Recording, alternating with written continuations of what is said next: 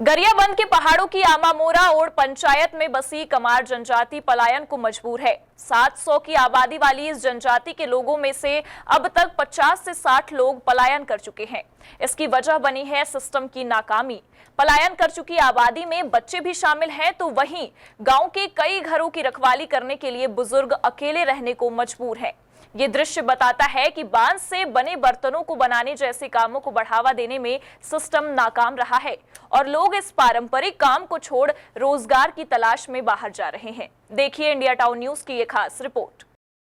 कमार जनजाति के पलायन करने के पीछे उनके परंपरागत काम का ठप्प होना है। ये जनजाति कभी बांस के बर्तन बनाकर अपना जीवन यापन किया करती थी, लेकिन समय बदला और सरकारी उदासीनता के चलते इस कार्य को किसी तरह की मदद नहीं मिली और लोग धीरे धीरे इस पीढ़ियों से चले आ रहे रोजगार से विमुख होते चले गए। ग्रामीणों ने बताया कि बांस बर्तन बनाने के बाद उन्हें बेचकर पर्याप्त कमाई हो जाती थी, लेकिन उन्हें अब पहले की तरह बांस ही उपलब्ध नहीं हो पा रहे हैं, जिससे धीरे धीरे उनका रोजगार और व्यापार गिरता गया। वहीं इनके उत्थान के लिए साल दर साल बहुत सी योजनाएं बनी, लेकिन वास्तविक मदद पथरीले और पहुंच विहीन रास्ते होने के कारण फाइलों में अटक गई। काम कागजों में तो दिखाया गया, लेकिन यहाँ तक कुछ पहुंचा ही नहीं। अनुमानित तो ऐसे 20-30 जन ऐसे टाइप के ज़्यादा भी है। बहुत जन ध्यान नहीं देकर जा काट जुड़ाए पर भी वो पंचायत में आके जुड़ाए की कोशिश नहीं करे। नहीं तो सरकारी काम है कि नहीं? सरकारी काम नहीं है, नहीं है सरकारी बिल्कुल नहीं। हाँ। एक तरफ सरकारें हर बच्चे तक शिक्षा का अधिकार पहुंचाने की बात करती हैं, वहीं विडंबना देखिए कि यहाँ की दोनों पंचायत में मौजूद आश्रम में 15 से भी ज्यादा स्कूली छात्र भी पालकों के साथ पलायन कर गए हैं। इनमें से 10 ओड आश्रम के हैं। आश्रम अधीक्षक संतूराम ध्रुव ने इसकी पुष्टि करते हुए बताया कि तेलंगाना में जाने की सूचना पर 1.5 माह पहले हम लोग बच्चों को लाने गए थे। वापस लाना रिस्की भी था। भारी मशक्कत के बाद केवल 2 बच्चों को ही वापस ला सके। हमारे 8 बच्चे आज भी पलायन कर गए पालकों के साथ हैं।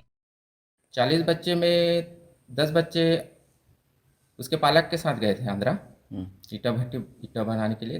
जैसे शीतकालीन छुट्टी हुआ उसमें चले गए और गए थे, तो फिर हम लोग उसको लेने के लिए गए। बच्चों को लेने के नहीं दे रहे थे कि नहीं हम हॉस्टल का बच्चे हम ले जाएंगे चाहिए।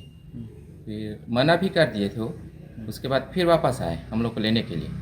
कितने बच्चे ला पाया? मैं वहाँ से 2 बच्चे लाया सर।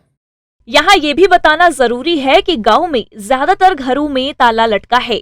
कुछ घरों में बच्चे और वृद्ध बस नजर आते हैं। पलायन करने वाले ज्यादातर जोड़ों में पलायन कर गए हैं। हथौड़ा डीह के ग्रामीण रूप सिंह कमार ने बताया कि मनरेगा में यहाँ काम की कमी है। हालात ऐसे बन जाते हैं कि घर में सब्जी भाजी जुटाना मुश्किल हो जाता है। बांस बर्तन बनाकर किसी तरह पहले गुजारा हो जाता था, लेकिन अब कच्चा माल नहीं मिल पाता। आंध्र के लोग दलालों के माध्यम से संपर्क करते हैं। एक परिवार को 25-25 हजार का एडवांस पैसे दे जाते हैं। कि इधर से हमारे काम धाम कुछ नहीं है ना, उधर इसी कारण वो उधर प्रदेश गया था। हम लोग कहाँ गए? वो हैदराबाद साइड में गया वो काम करने के लिए, ईंट उठाने के लिए। कितना लोग गए? कम से कम ये गांव ने 20-25 आदमी 30 आदमी गए थे। उधर का वो इधर बहुत परेशान है सर। उधर काम करने से वो खाने का रोज हफ्ते के हफ्ता वो 400-500 रुपया देते हैं एक आदमी को खाना पीना खाने के लिए।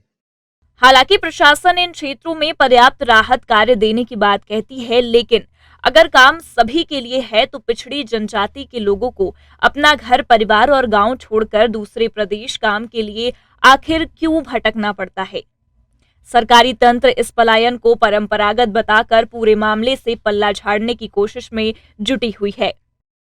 हमारे तरफ से तो पर्याप्त काम वहाँ पे सैंक्शन है और मनरेगा का काम लगातार चल ही रहा है। मास्टर रोल भी जनरेट कर रहे हैं, लेकिन पलायन की सिर्फ एक ही वजह नहीं होती है, बहुत सारी वजह हो सकती है। उसमें बहुत सारे लोग जो हमको पता है उसके आधार पे बहुत सारे लोग उसमें ईंट भट्टे इत्यादि में परंपरागत रूप से उनकी कई पीढ़ी काम करने जाती है, तो वो लोग आदतन जाते हैं। और कुछ लोग हो सकता है कि उनको उसमें मजदूरी आदि ज़्यादा मिलता हो जो कि मनरेगा से कम हो, तो ये उनके पर्सनल रीजंस हो सकते हैं। पर हमारी तरफ से तो हमने पर्याप्त काम वहाँ पे सैंक्शन किया हुआ है।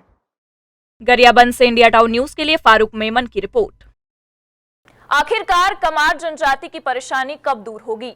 कब उनके पारंपरिक कामों को प्रशासन की ओर से मजबूती मिलेगी? क्या नाकाम सिस्टम की वजह से ये जनजाति आगे भी विवश ही दिखाई देगी या इन्हें मिलेगा प्रशासन का सहारा? अगर ऐसा ना हुआ तो निश्चित ही इस गांव के नाम पर यहां रह जाएंगे ईंट पत्थरों की दीवारों पर लटकते हुए ताले और सूने सूने रास्ते।